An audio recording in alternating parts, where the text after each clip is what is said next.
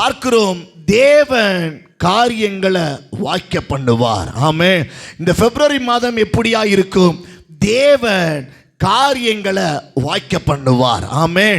உங்களுடைய ஒவ்வொரு காரியங்களை தேவனே நின்று நடத்தி தருவார், வாய்க்க பண்ணுவார். ஆமென். ஒரு காரியத்தை செய்கிற தேவனாய் இந்த மாதத்தில் நிச்சயம் காணப்படுகிறவராய் இருக்கிறார். ஆமென். ஹல்லேலூயா. இந்த மாதம் தேவனே நம்மளுடைய காரியங்களை அவர் வாய்க்க பண்ணுவார். அவர் கதவுகளை திறந்து கொடுக்கிறவராகவும், அவர் அநேக காரியங்களை துளிர்விட்டு எழும்பத்தக்கதான ஒரு புதிய முளைப்பித்துதலை தேவன் செய்கிறவராகவும், அவரே அநேக காரியங்களை முடிவு கட்டுகிறவராகவும், அவரே அநேக காரியங்களை கைப்பிடித்து நடத்துகிறவராகவும் தேவன் கட்டாயம் காணப்படக்கூடிய தேவனாயிருக்கிறார். ஆமென். எத்தனை பேர் ஆண்டவருக்கு நன்றி சொல்லுகிறீங்க? ஆமென். அவரே வாய்க்க பண்ணுவார். ஆமென். பக்கத்துல பார்த்து சொல்லுங்க, அவரே உங்களுக்கு எல்லாத்தையும் வாய்க்க பண்ணுவார். ஆமென். மனுஷன் அல்ல தேவனுடைய பிள்ளைகளே, வேற எந்த ஒரு சூழ்நிலைகள் எதிர்பார்த்து கொண்டிருக்கிற சூழ்நிலைகள் அல்ல, தேவனே காரியங்களை வாய்க்க பண்ணுகிறவர். ஆமென். காலங்களை ஆண்டவர் உதயமாக்கி வைத்திருக்கிறார். எல்லாவற்றையும் தேவன் சிருஷ்டித்து வைத்திருக்கிறார். நம்மளையும் தேவன் உருவாக்கி பராமரித்து வழி நடத்துகிற தேவன் இந்த பிப்ரவரி மாதத்தில் தேவன் சொல்லுகிற காரியம் என்னவென்றால், அவரே நம்மளுக்கு வேண்டிய ஒவ்வொரு காரியங்களை வாய்க்க பண்ணுவார். ஆமென். அவைகள் ஆசீர்வாதமாய் கடந்து வரும், அவைகள் செழிப்பாய் கடந்து வரும். அவைகள் நம்முடைய வாழ்க்கையில் தகுதி இல்லாத நிலைகள் காணப்பட்டிருந்தாலும் தகுதியானவைகளாய் தேவன் நம்மளை மாற்றி அமர வைக்கக்கூடிய ஒரு நல்ல ஒரு மாதத்தை தான் தேவன் உங்களுக்கும் எனக்கும் தேவன் தந்திருக்கிறார். ஆமென். ஹல்லேலூயா. நீங்கள் இந்த வார்த்தைகளை கேட்கும் போதே உங்களுடைய எண்ணங்களில் தேவனுடைய செயல்களை நினைக்க வேண்டும். ஆமென். கர்த்தரால் எல்லாம் ஆகும், தேவனால் கூடாதது ஒன்றுமே இல்லை. அவர் துவங்கினவர், அவர் நினைக்கிறவர், அவர் எல்லா காரியத்தையும் வாய்க்க பண்ணுக போதுமானவராய் இருக்கிறார். ஆமென். ஹல்லேலூயா. அவர் இந்த மாதத்தில் ஏதாவது ஒன்று அல்ல, கட்டாய சகலத்தையும் வாய்க்க பண்ணுகிற ஆண்டவராய் இருக்கிறார். அவரால் எல்லாம் இந்த மாதத்தில் நம்மளுக்கு நடக்க போகிறது. அதனால தேவனுக்கு நாம் எப்படிப்பட்டவர்களாய் இருக்க வேண்டும் என்றால், தேவனை இன்னும் அதிகமாய் தேட வேண்டும். ஆமென். இந்த வார்த்தை யாருக்கு சொல்லப்பட்டிருக்கிறது? யாருடைய வாழ்க்கையில் நடந்துச்சு? எந்த சூழ்நிலைகளில் நடந்துச்சு என்று சொல்லி பார்த்தோம் என்றால், பார்க்கிறோம், அமெட்சியா என்று சொல்லுகிற ஒரு ராஜா இருக்கிறான். அவன் தன்னுடைய அரசாட்சி முடியப்பட்டு அவன் இறந்ததுக்கு பிற்பாடு அவனுடைய பிள்ளை 16 வயசு தான் அவனுடைய பிள்ளை. அவனுடைய பிள்ளையின் பெயர் உசியா. அவனுடைய பிள்ளையின் பெயர் என்னது? ஊசியா இல்ல, உசியா. என்னது? உசியா. இந்த உசியாவுக்கு 16 வயசு தான். ஜனங்கள் அவனை கொண்டு போய் என்ன செய்கிறார்கள்? ராஜாவாய் அவனை மாற்றுகிறார்கள். ஒன்றுமே அறியாதவனாய் காணப்படுகிறான். இளம் பிரயாயம், அவனுக்கு அநேக அனுபவங்கள் இல்லை. திடீர்னு அவனுடைய தகப்பன் இறந்து போன சூழ்நிலைகளில் ராஜ்ய பாரம் அவனுக்கு என்ன செய்கிறது? ஏற்றப்படக்கூடிய ஒரு நிலைகளாய் காணப்பட்டிருந்தது. இந்த சூழ்நிலைகளில் உசியா என்பவன் அந்த எருசலேமையும் யூதேயாவையும் 52 வருஷங்கள் என்ன செய்கிறான்? அரசாட்சி செய்கிறான். அவனுடைய 16வது வயதில் துவங்கப்பட்டதான அரசாட்சி அவனுக்கு திடீர்னென்று அவனுடைய வாழ்க்கையில் வாய்ப்பாய் கடந்து வந்தவைகள் அவன் அவைகளை தக்க வைத்துக் கொண்டான். 52 வருடங்கள் அவன் தேவனுக்கு பிரியமாய் காணப்பட்டு ஒவ்வொன்றிலும் தேவனை முக்கியப்படுத்தி அவன் நடத்தி கொண்டதனுடைய விளைவு அவரே எல்லாவற்றையும் அவனுக்கு வாய்க்க பண்ணினதை பார்க்க முடிகிறது. ஆமென். ஹல்லேலூயா. வாசிப்போமா? தேவன் அவனுக்கு எல்லா விதத்திலும் துணையாக நிற்கிறார். ஆமென். அவன் 16 வயது தான் அவனுக்கு. அவனை சிம்மாசனத்தில் ஏற்றி வைத்து விட்டுக்கிறாங்க. அவனுடைய வாழ்க்கையில் சிம்மாசனத்தில் ஏற்றின உடனே அவன் செய்த காரியம் தேவனை தேடினான்.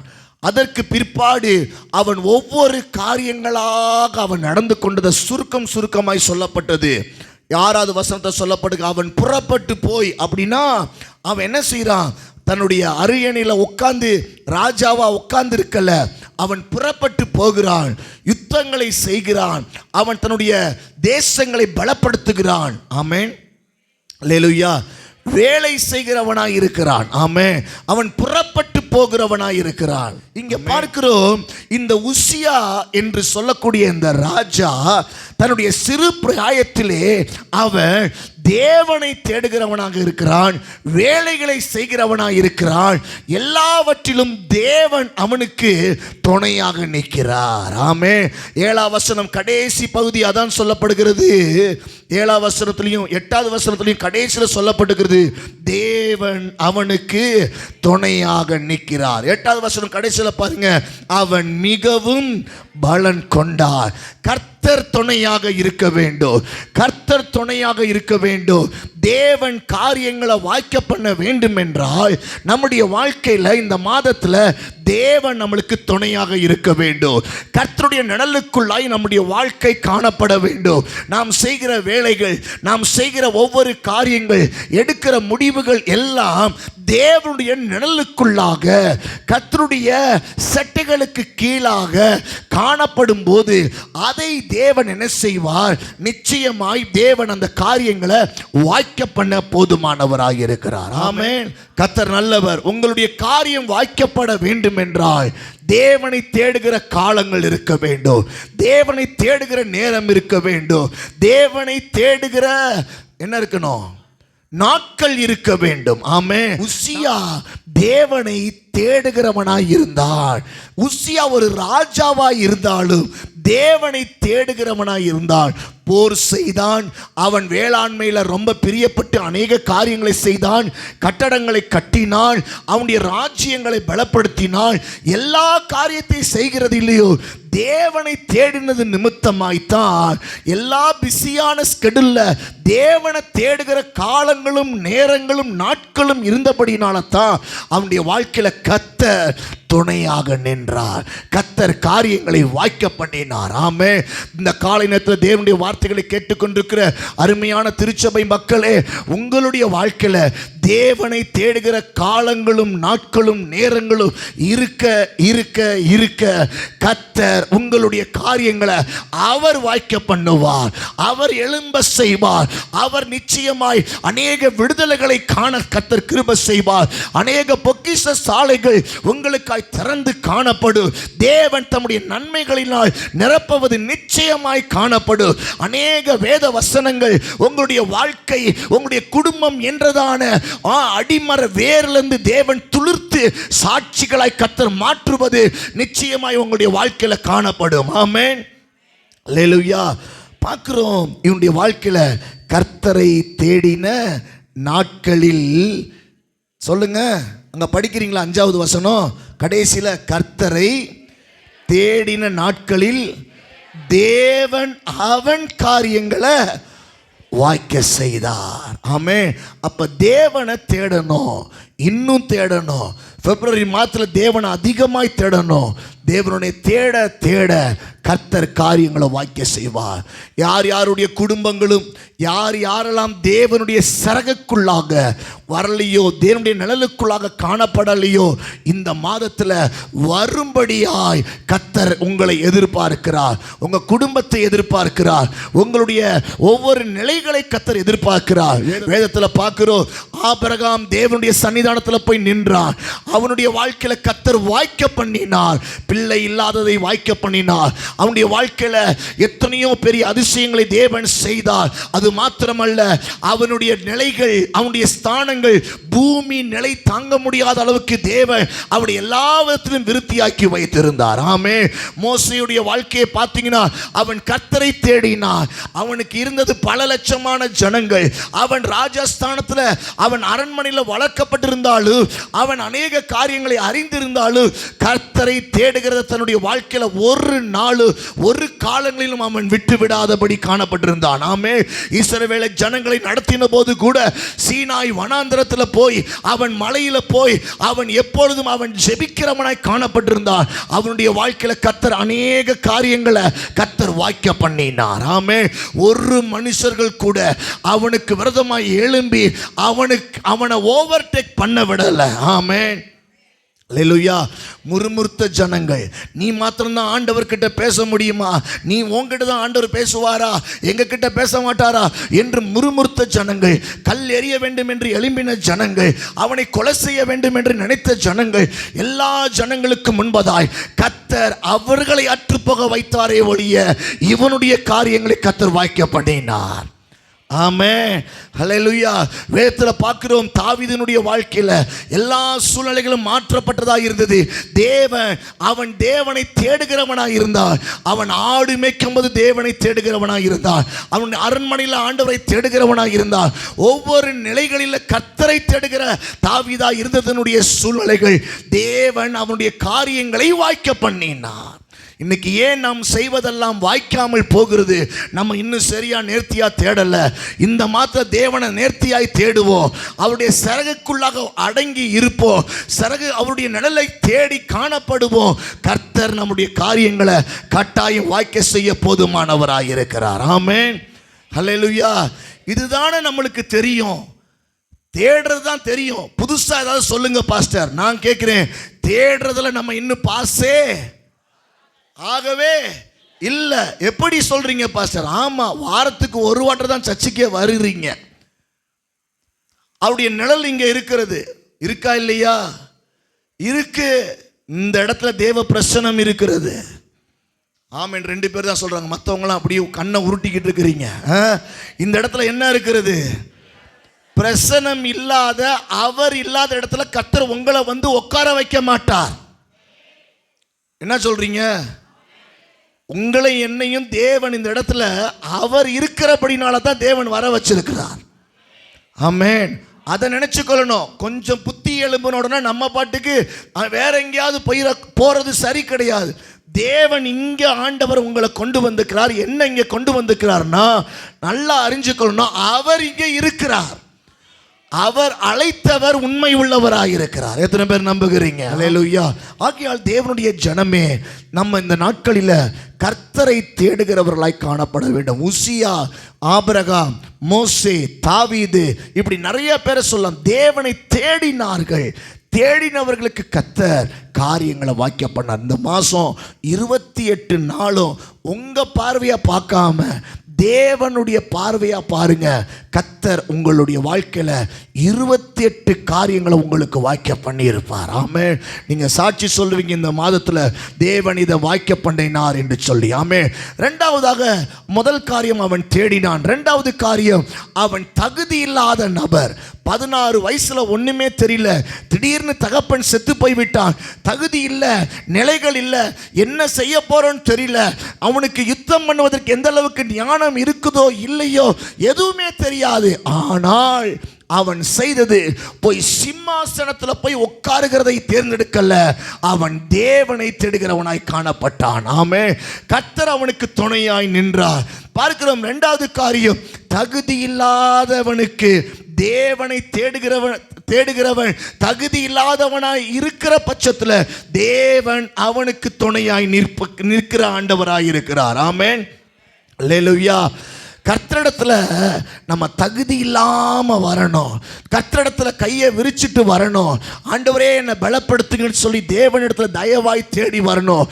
அப்ப தகுதி இல்லாதவன், பலவீனமாய் இருக்கிறவன், நிலையில்லாதவனாய் இருக்கிறன்னா அவரை தேட தேட, காலங்களிலும் நாட்களிலும் நேரங்களிலும் தேட தேட அவர் தன்னுடைய காரியங்களை வாய்க்க செய்ய போதுமானவராய் இருக்கிறார். ஆமென். அப்ப தகுதி இல்லையேன்னு சொல்லிட்டு வீட்டில் உட்காருவதல்ல, தகுதி இல்லையேன்னு சொல்லிட்டு வேற எதையாவது காரியத்தை செய்கிறது அல்ல. தகுதி இல்லாதவன் தேவனிடத்துல வர வர கர்த்தர் அவனுக்கு ஆண்டவர் என்ன செய்கிறார்? ஆண்டவர் காரியங்களை வாய்க்க பண்ணுகிற ஆண்டவராய் இருக்கிறார். ஆமென். தேவ பிள்ளையே, நீங்கள் தகுதி இல்லாத நபர்களாய் இருந்தாலும், எந்தெந்த காரியத்தில் பின்தங்கினவர்களாய் இருந்தாலோ, எப்பேற்பட்ட நிலைகளில் காணப்பட்டிருந்தாலோ, கர்த்தரை தேடுகிறதுல மும்முரப்பட வேண்டும். அவருடைய ஆலயத்தில் காணப்பட கர்த்தர் நம்மளை தகுதிப்படுத்துவார். நிலையில்லாத நம்மளை கர்த்தர் நிலைப்படுத்துகிறவராய் இருக்கிறார். சரியில்லாத நம்மளை கர்த்தர் சரிப்படுத்துகிறவராய் இருக்கிறார். தேவன் நம்மளை உருவாக்க வல்லவராய் இருக்கிறார். ஆமென். வந்தால் போதும், இந்த ஆலயத்துல அவருடைய பிரசனத்துல வர வரதான் தேவன் விருத்தி அடைய வைக்க முடியும். ஆமென். மூன்றாவது காரியம், சகரியா என்பவன் அவன் அந்த தேசத்துல அந்த உசியா இருக்கிற அந்த இடத்துல தீர்க்கதரிசியாய் இருக்கிறான்.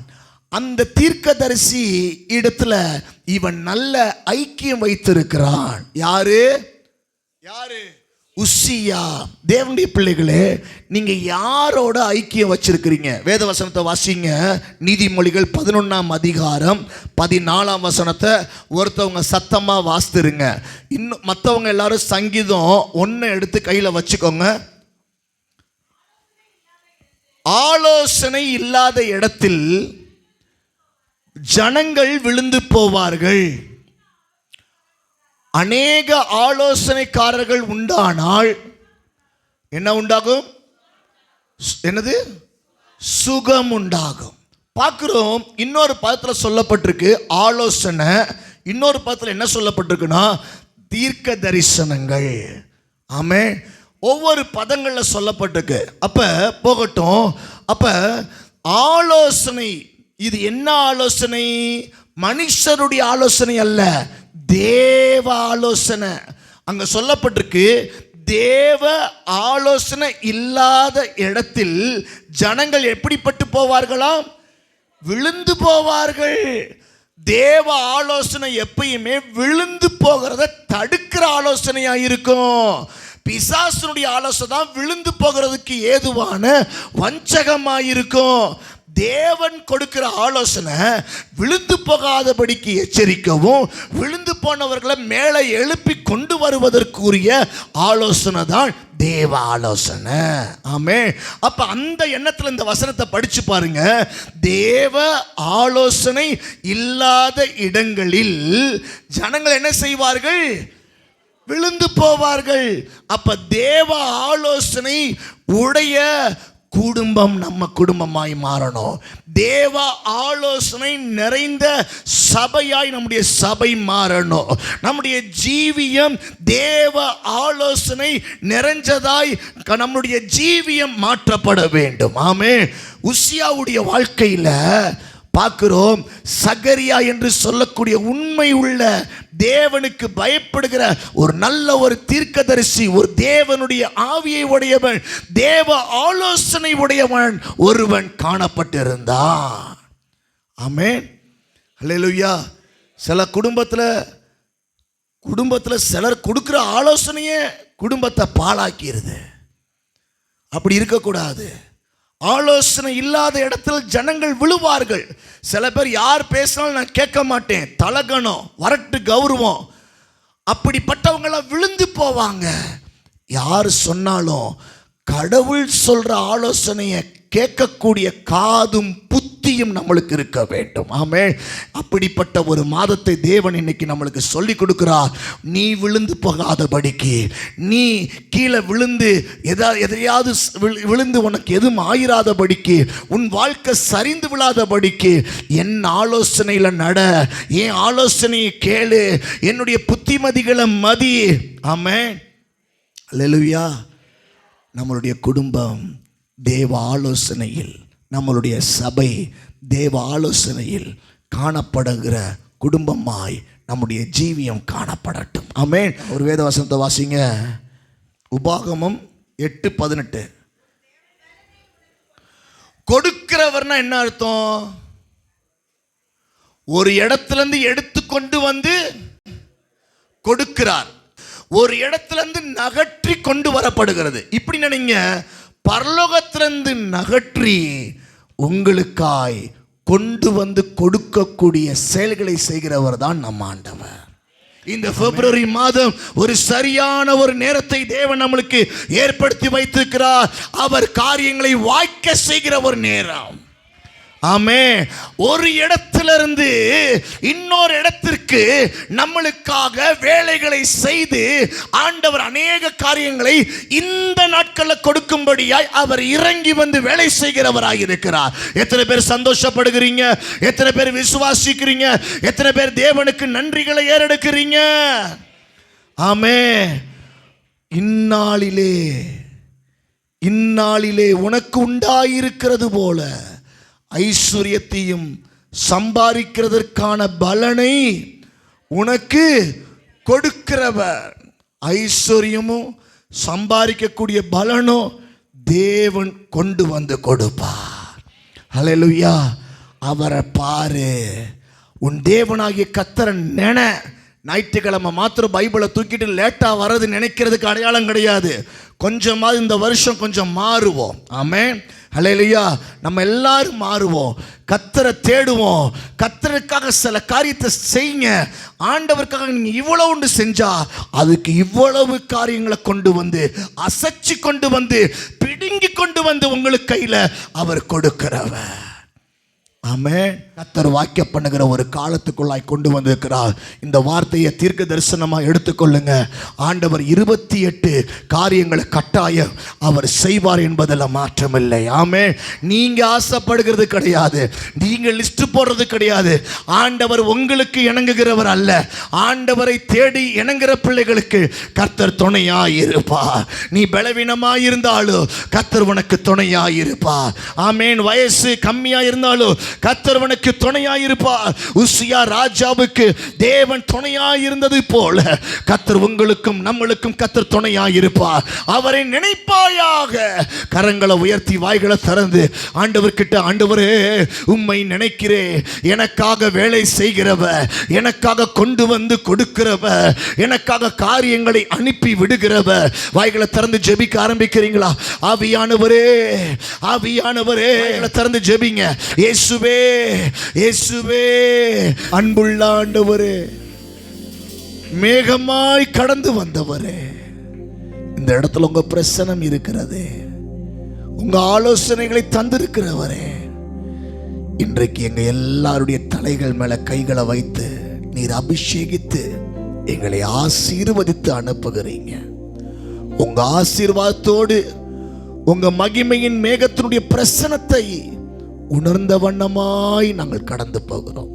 கர்த்தருடைய பிரசனம் எங்களை சறுக்கி அல்ல, எங்களை நிற்கக்கூடிய பலனை தேட தேட உசியா ராஜாவுக்கு செய்ததை போல நீங்க துணை நில்லுங்க. தாழ்த்துகிறோம், பெரிய காரியங்களை செய்யுங்க. மீட்பர் இரட்சகருமாய் இருக்கிற இயேசு கிறிஸ்துவின் நாமத்தில் ஜெபிக்கிறோம் நல்ல தகப்பனே. ஆமென், ஆமென். சேர்ந்து சொல்லுவோம். என் ஆத்துமாவே, என் முழு உள்ளமே, என் ஆத்துமாவே கர்த்தரை ஸ்தோத்திரி. கர்த்தர் செய்த சகல உபகாரங்களையும் மறவாதே. ஆமென்.